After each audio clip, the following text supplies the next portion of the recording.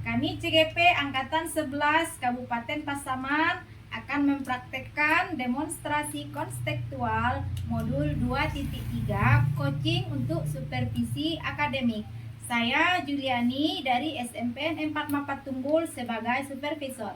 Saya Benti Hajar dari SMP Negeri 2 Mapat Tunggul sebagai coach. Saya Anita Bakri dari SD Negeri 01 Muara Tais Timur, Kecamatan Mapat Tunggul sebagai coach. Selamat menyaksikan. Selamat siang Bu Benti. Selamat siang juga Bu Juli. Bagaimana kabar Bu Benti Bu? Alhamdulillah baik Bu Juli. Nah, bagaimana perasaan Ibu Benti sebelum melakukan coaching kali ini? Sangat bahagia, senang sekali Bu Juli. Senang mendengarnya Bu. Alhamdulillah. Ibu ingin saya membantu mengembangkan kompetensi yang mana dalam sesi kali ini Bu? Saya ingin fokus pada keterampilan mendengarkan aktif. Kadang saya merasa kurang fokus dan ingin memastikan bahwa saya benar-benar mendengar dengan baik apa yang disampaikan oleh coach. Bagus sekali Bu. Jadi saya akan lebih memperhatikan bagaimana nanti Ibu mendengarkan coach, bagaimana yang nanti Ibu ingin saya amati secara khusus. Selain mendengarkan aktif, saya juga ingin mendapatkan umpan balik tentang bagaimana saya mengajukan pertanyaan yang berbobot. Saya ingin melihat apakah pertanyaan-pertanyaan saya bisa memancing refleksi lebih dalam dari coach Ibu. Baik, bagaimana penilaian Ibu sendiri terhadap kompetensi ini sejauh ini? Saya merasa cukup baik Bu ya. Tetapi saya masih ingin lebih fokus lagi dan tepat sasaran dalam mengajukan pertanyaan yang mendorong refleksi coaching. Apa harapan Ibu dari observasi yang akan kita lakukan bersama kali ini? Saya berharap ya Bu bisa mendapat masukan konkret untuk mengembangkan teknik mendengarkan aktif dan mengajukan pertanyaan yang lebih tajam lagi. Oke Bu, terima kasih. Mari kita mulai sesi coaching kali ini. Oke Bu, makasih banyak ya Bu. Sama-sama. Assalamualaikum Bu Anita. Salam Bu. Apa kabar Ibu sekarang Bu? Alhamdulillah kabar baik Bu. Oke ya. Bagaimana perasaan Ibu sekarang? Cukup senang dan Cukup senang. Iya, sama-sama senang, bahagialah kita mudah-mudahan ya Bu. Apa sekarang masalah yang Ibu hadapi? Begini Bu, di sekolah itu guru-gurunya kan banyak nih yang udah senior, tapi senior di usianya ya Bu. Dan mereka itu sepertinya tidak mau merubah cara mereka dari cara yang lama kepada cara-cara yang kekinian, yang update lah. Mereka kurang termotivasi untuk mengupdate cara mengajar, mengupdate pengetahuan. Jadi mereka maunya yang seperti itu saja Bu. Ya. Dari masalah yang Ibu hadapi ya, apa tujuan yang ingin Ibu capai dari pembahasan kita ini Bu? Saya ingin Bu, nanti setelah percakapan kita ini saya punya trik, saya punya solusi yang itu untuk mengatasi permasalahan tersebut. Oke ya Bu. Apa yang menjadi tantangan besar bagi Ibu dalam mencapai tujuan tersebut Bu? Tantangannya, yang pertama itu dari motivasi intrinsik dari guru-guru tersebut Bu. Mereka sepertinya tidak begitu peduli dengan apa yang kita sampaikan, baik mengenai ilmu-ilmu baru atau teknik-teknik mengajar yang baru, dan juga pengetahuan-pengetahuan terbaru tentang bagaimana proses belajar mengajar. Oke ya Bu ya. Sampai saat ini ya Bu ya, apa yang sudah Ibu lakukan untuk mengatasi tantangan hal tersebut ya Bu? Ada yang sudah saya lakukan Bu. Di sekolah kan kita punya komunitas belajar.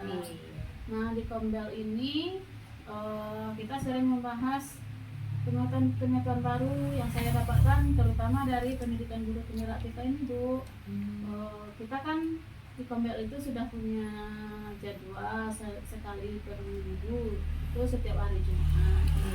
Di Kombel kita sudah membahas segala pengetahuan baru yang kita dapatkan, tapi narasumbernya masih dalam bentuk internal Bu, masih dikondisikan difasilitasi oleh kepala sekolah.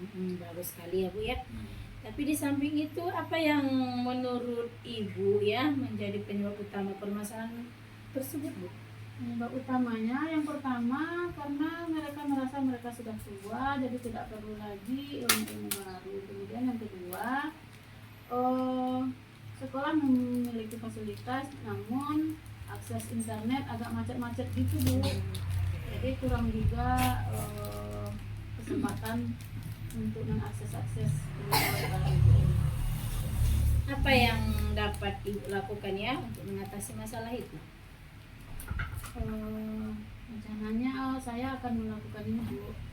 Guru-guru akan berkolaborasi menurut usia dan per fase. Kebetulan masing-masing fase kita itu fase A, gurunya bisa bergabung, itu kan capaian pembelajarannya sama ya. Jadi metode-metodenya bisa disamakan. Nah jadi mereka berkolaborasi per fase namanya. Jadi guru kelas 1 dengan kelas 2 berkolaborasi, kelas 3, kelas 4, kelas 5 dan dengan kelas 6. Begitu yang direncanakan ke depan Bu, dan itu sudah disampaikan kepada guru-guru tersebut. Di samping rencana Ibu itu, apakah masih ada lagi yang akan Ibu lakukan? Masih Bu, saya akan menjadi model di sekolah. Teknik pemodelan ini saya lakukan sesuai dengan pengetahuan yang kita dapatkan di pendidikan guru penggerak. Jadi apapun yang saya dapatkan, saya bantu guru-guru agar mereka juga mampu memiliki pengetahuan yang sama dengan kita guru. Oh iya ya. Kapan ya kapan Ibu akan mulai menerapkan rencana Ibu itu?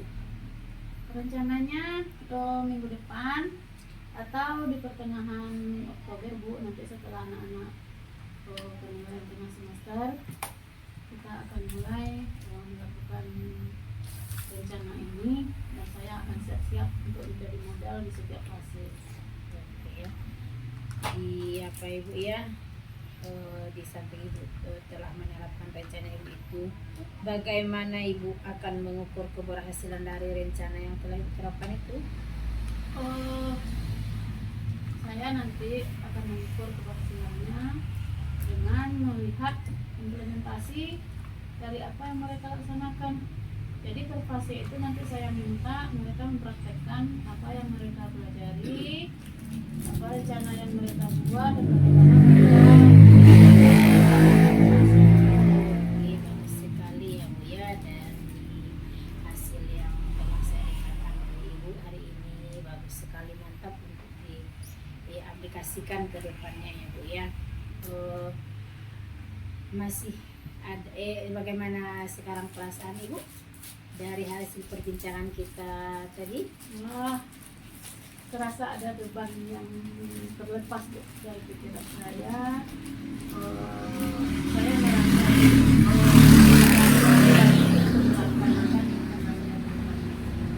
alhamdulillah ya, kita ini membawa manfaat yang besar ya bagi kita semua untuk memajukan cara belajar siswa kita dan guru juga ya Bu ya, terutama guru-guru.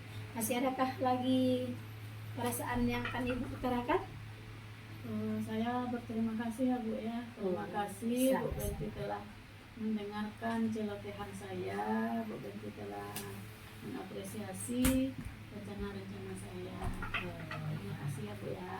Iya, sama-sama ya Bu ya. Mudah-mudahan bisa kita laksanakan di lain kesempatan lagi bila ada nanti masalah-masalah yang Ibu hadapi, bisa juga kita akan melaksanakan coaching seperti ini juga lagi ya Bu. Terima kasih juga saya ucapkan. Assalamualaikum warahmatullahi wabarakatuh. Waalaikumsalam warahmatullahi wabarakatuh. Baik Bu, iya Bu. Bagaimana menurut Ibu penampilan Ibu dalam sesi coaching tadi?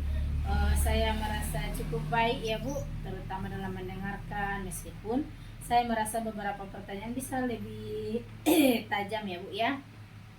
Apa yang membuat Ibu menilai demikian? Saya merasa pertanyaan saya masih belum sepenuhnya mendorong coach untuk menggali lebih dalam masalahnya. Boleh saya menyampaikan hasil pengamatan saya tadi Bu? Oh iya, tentu Bu.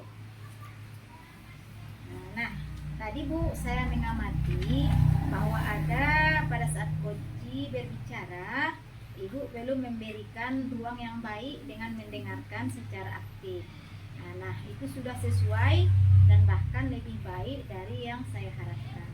Namun, saat Ibu tadi mengajukan pertanyaan, saya melihat beberapa diantaranya masih bersifat terbuka, tanpa fokus yang cukup jelas untuk memancing refleksi lebih dari dalam. Oh iya Bu ya, saya juga merasakan hal itu. Bagaimana pendapat Ibu mendengarkan yang saya bicarakan tadi? Saya setuju Bu, saya memang masih harus lebih fokus dalam mengajukan pertanyaan yang lebih terarah Bu. Oke, jadi langkah apa yang Ibu pikir bisa melakukannya untuk mengembangkan kompetensi? Mungkin saya perlu lebih mempersiapkan beberapa pertanyaan ya Bu, yang bisa menggali lebih dalam serta memperhatikan intonasi dan fokus pertanyaan saya Bu ya. Ya, ide yang luar biasa ya Bu ya. Bagaimana jika kita berlatih bersama lagi pada sesi coaching berikutnya Bu, dan fokus pada hal itu? Saya sangat setuju Bu. Terima kasih atas umpan baliknya ya Bu. Baik Bu, sama-sama.